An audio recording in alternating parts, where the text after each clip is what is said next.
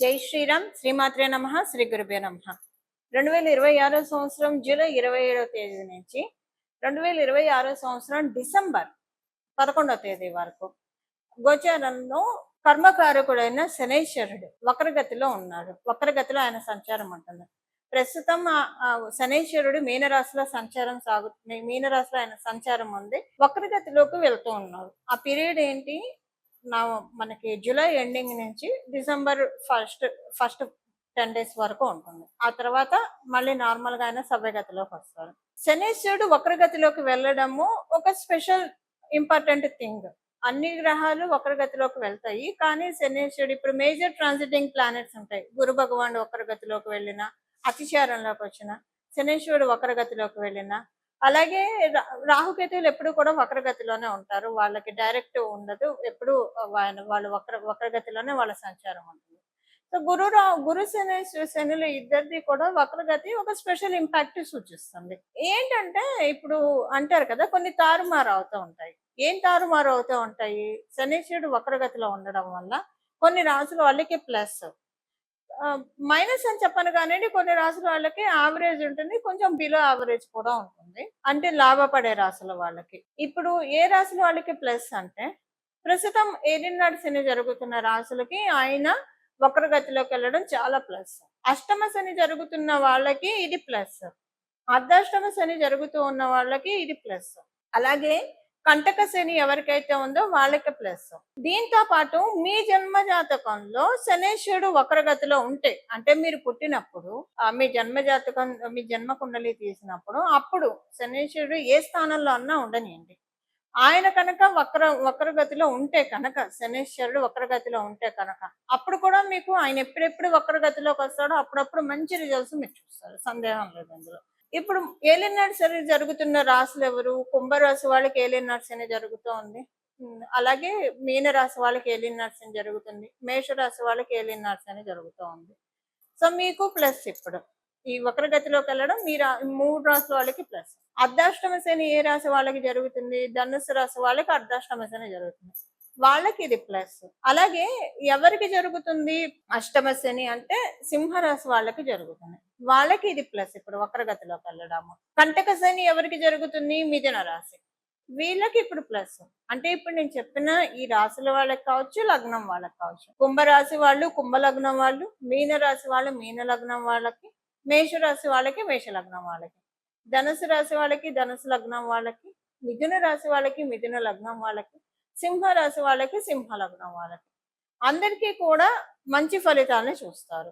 ఇప్పుడు ఎవరికి కొంచెము అంటే బిలో యావరేజ్ ఉంటుంది ఓవరాల్ గా మనం చూస్తే, బిలో యావరేజ్ గా ఉండేది తులారాశి వాళ్ళకి, అలాగే వృషభ రాశి వాళ్ళకి, మకర రాశి వాళ్ళకి. తులారాశి వాళ్ళకి షష్ఠ స్థానంలో ఉన్నారు. So bad impact, negative impact ఉండకపోయినా కొంచెం పాజిటివ్ ఇంపాక్ట్స్ తగ్గుతాయి, అందుకని బిలో యావరేజ్. మకర రాశి వాళ్ళకి. తులారాశి వాళ్ళకి మీకు షష్ఠ స్థానంలో ఎప్పుడైనా శనీశ్వరుడు తృతీయ స్థానం, షష్ఠ స్థానం, లాభస్థానంలో బాగా యోగ ఫలితాన్ని ఇస్తాడు. మీకు షష్ఠ స్థానం, తులారాశి వాళ్ళకి షష్ఠ స్థానం అవ్వడం వల్ల ఇది కొంచెం ఇప్పటిదాకా శనీశ్వరుడు మంచి ఫలితాన్ని ఇచ్చినా ఇప్పుడు ఆయన మంచి ఫలితాన్ని ఇవ్వలేకపోతాడు, కొంత తగ్గుతుంది ఇంపాక్ట్.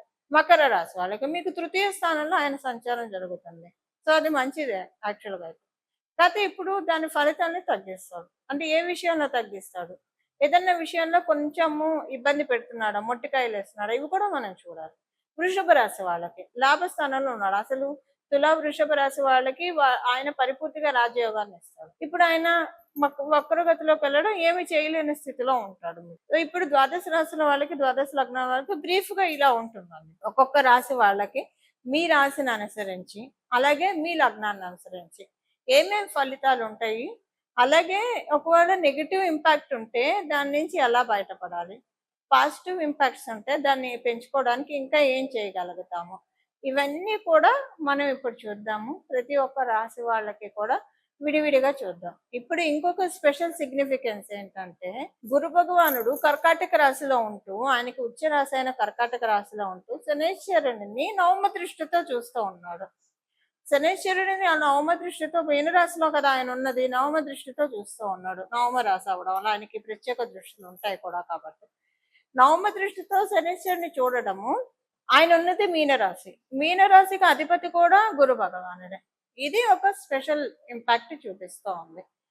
ఇప్పుడు ఏ ఏ రాశుల వాళ్ళకి ఎలాంటి ఫలితాలు ఉంటాయి అన్నది ఇప్పుడు మనం చూద్దాము. అయితే ఇందులో ఏవైనా పాయింట్స్ నేను చెప్తూ ఉంటాను. 1, 2 పాయింట్స్ ఆల్రెడీ మీకు ఈ 2 ఇయర్స్‌లో జరిగినవి కూడా ఉండొచ్చు. ఇన్ కేస్ బ్యాడ్ నా ఉద్దేశం. ఒకవేళ బ్యాడ్ పాయింట్స్ ఏదైనా రాశి వాళ్ళకుంటే అది ఆల్రెడీ 2 ఇయర్స్‌లో జరిగితే ఇంక ఇప్పుడు జరగదు. అదొకటి మీరు ముందే నోట్ చేసి పెట్టుకోండి. ఇప్పుడు ప్రతి ఒక్క రాశి వాళ్ళకి ఏ ఏ ఫలితాలు ఉంటాయో మనం చూద్దాం. మళ్ళీ అదే గుడ్ అయితే మళ్ళీ జరుగుతుంది. ఇప్పుడు నేను చెప్పాను కదా! బ్యాడ్ అయితే ఆల్రెడీ 2 ఇయర్స్‌లో జరిగి ఉంటే ఇంకా జరగదు. మళ్ళీ రిపీట్ అవ్వదు. ఒకవేళ గుడ్ అనుకోండి జరిగినా మళ్ళీ జరుగుతుంది. అది ఇక్కడ ఇంపాక్ట్. వక్రగతి యొక్క ఫలితమే అది. ఇప్పుడు ప్రతి ఒక్క రాశి వాళ్ళకి ఎలా ఉంటుందో విడివిడిగా మనం చూద్దాం. మీనరాశి. మీనరాశి, మీన లగ్నంలో పుట్టిన వాళ్ళకి శనీశ్వరుడు వక్రగతి ఎలాంటి ఫలితాలు ఇస్తారు? ఆల్రెడీ మీరు ఏలిన నరసింహలో ఉన్నారు. గత 2 ఇయర్స్‌గా, 2 ½ ఇయర్స్‌గా హెల్త్ పరంగాను, మానసికంగాను, ఫైనాన్షియల్ గాను ఈ మూడిట్లో ఏదో ఒక రకం కొంతమందికి వాళ్ళ జన్మజాతకం బాగుంటే మూడిట్లో ఇబ్బంది ఉంటుంది పాపం. జన్మజాతకం బాగుంటే ఏదో ఒక దాంట్లోనే ఇబ్బంది ఉంటుంది. అవి మీరు చూస్తూ ఉన్నారు. ఇప్పుడు వాటిల్లో సపోజ్ మీరు మూడిట్లో ఇబ్బంది పడుతూ ఉన్నారు అనుకోండి, ఏదో ఒక దాంట్లో బయటపడతారు. అంటే హెల్త్, మానసికం, ఫైనాన్షియల్. ఈ మూడిట్లో ఏదో హెల్త్ అన్నా బాగవుతుంది, మెంటల్ హెల్త్ అన్నా బాగవుతుంది, లేదా ఫైనాన్షియల్ అన్నా బాగవుతుంది. ఈ మూడిట్లో ఏదో ఒకటి మీరు బయటపడతారు. అదొక బ్లెస్సింగ్ ఇస్తూ ఉన్నారు. లేదా ఏదో ఒక్కదాంతోనే మీరు బాధపడుతున్నారు. హెల్త్ విషయంలోనే బాధపడుతున్నారు. చక్కటి హెల్త్ ఉంటుంది. ఫైనాన్షియల్ విషయంలోనే మీరు బాధపడుతున్నారు. ఫైనాన్సెస్ చక్కగా ఉంటాయి. ఇలా ఏదో ఒకటైతే అది మీకు రీగైన్ అవుతుంది. మళ్ళీ రెజ్యూనేట్ అవుతుంది ఆ పాయింట్. అలాగే మీరు గృహాల్లో ప్రశాంతంగా ఉండగలుగుతారు. ఇంట్లో గత కొంతకాలంగా మీకు అంటే బాగోలేదు అంటే బాగా ఉంది కానియండి, ఎందుకో కట్టిపడేస్తున్నట్టు.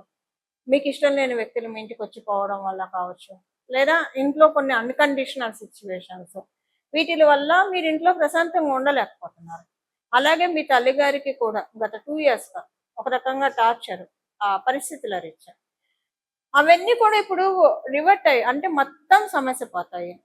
మీ తల్లిగారికి మానసిక ప్రశాంతత, ఇంట్లో కూడా మీరు చాలా ప్రశాంతంగా ఉండగలుగుతారు. ఇది నా house, this is my house. నా ఇష్టం వచ్చినట్టు అంటే ఏదో ఇష్టం వచ్చినట్టు అంటే ఏదో విచ్చలవిడిగా ఉంటారనమాట కాదు. ప్రశాంతంగా మన స్పేస్‌లో, మన ప్రైవేట్ ప్లేస్‌లో, మన ప్రైవేట్ స్పేస్‌లో మనం ఉండడం. ఇలాంటిదంతా మీకు జరుగుతుంది.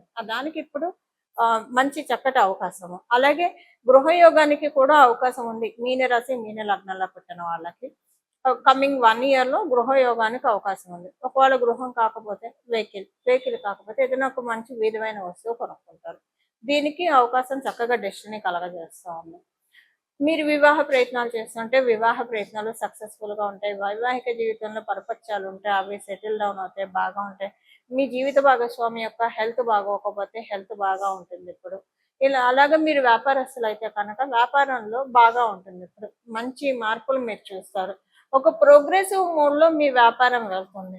ఏలియన్ నాట్స్ అని కొన్ని మీకు వ్యాపారంలో కొన్ని ఇబ్బందులు కలిగించిన వ్యాపారస్తులకి ఇప్పుడు దాంట్లోంచి బయటకొస్తారు. బయటకొచ్చి ప్రశాంతంగా మీకు ఆహ్, ఇబ్బంది లేకుండా మీ వ్యాపారం సాగుతుంది.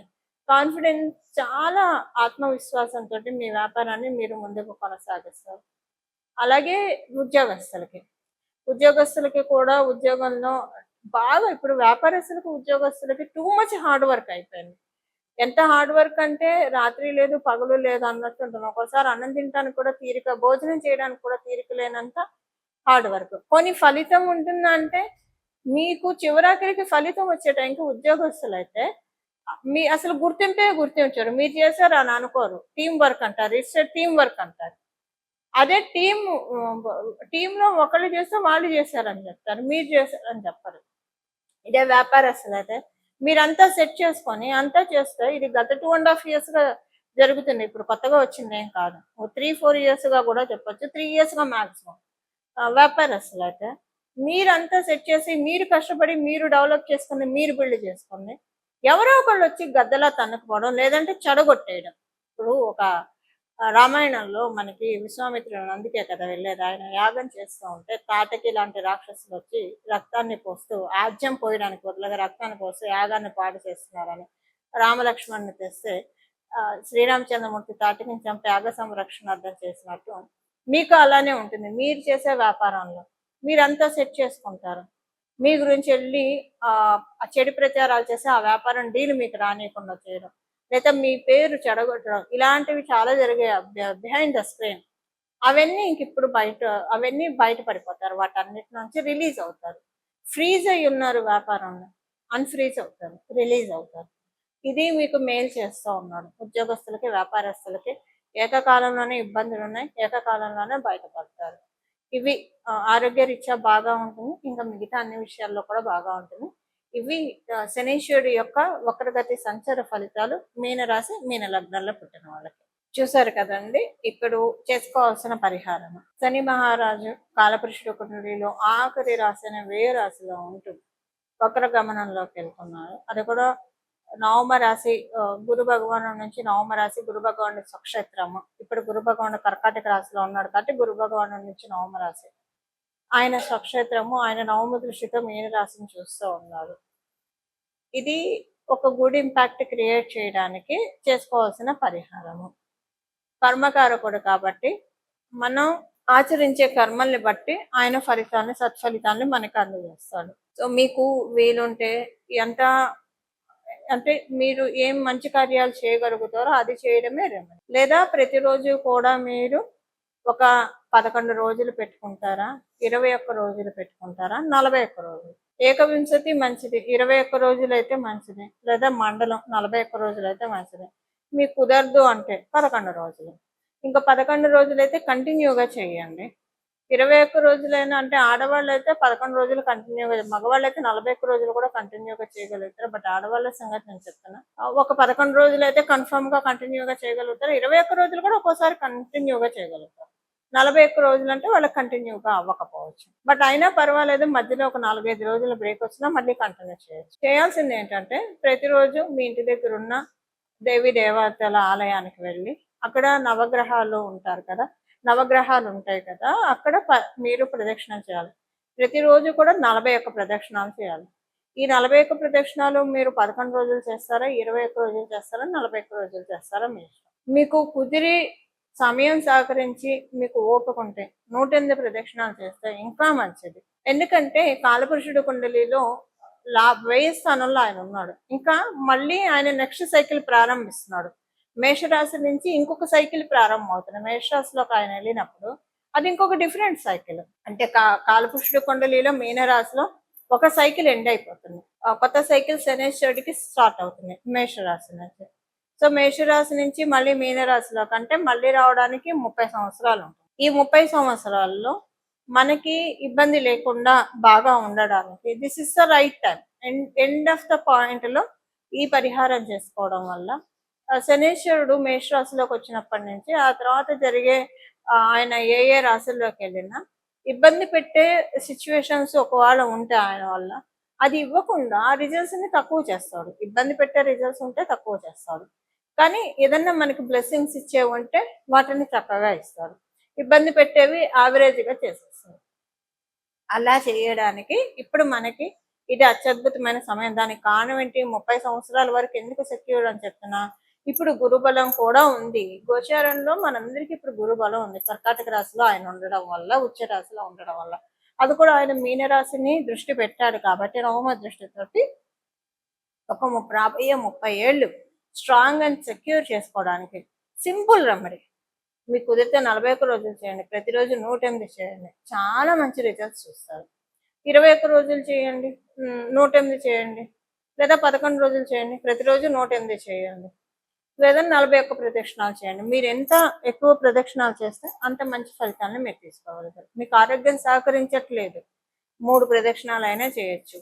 లేదు వెళ్ళలేరు, మీరు దేవాలయానికి వెళ్ళలేరు, అప్పుడు గోమాతని దండం పెట్టుకున్నా కూడా మీరు అందరి దేవతల్ని పూజించినట్టే. సకల గోమాతకు ఆహారం తినిపించడం ఏదైనా చేయొచ్చు. బట్ ఆ అవకాశం ఉండి ఓపుకున్న వాళ్ళు నవగ్రహ ప్రదక్షిణ చేస్తే మంచిది.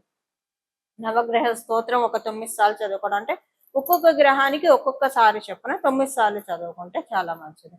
అక్కడ మీకు గుళ్ళల్లోనే రాసి పెట్టేస్తారు ఒక బోర్డు మీద నవగ్రహ స్తోత్రాలు. ఒక్కొక్క గ్రహానికి ఒక్కొక్క స్తోత్రం రాసి పెట్టేస్తారు. అవి కూడా చదువుకుంటే మంచిది. ఇలా చేస్తే కనుక చాలా చక్కటి సత్ఫలితాల్ని అందుకోవడానికి అవకాశం ఉంటుంది. ఈ విధంగా భగవంతుడి యొక్క పరిపూర్ణ కృపా కటాక్షాలని మన అందరం కూడా పొందాలని చెప్పి మనస్ఫూర్తిగా కోరుకుంటూ మంగళం. నమో భగవతే వాసుదేవాయ.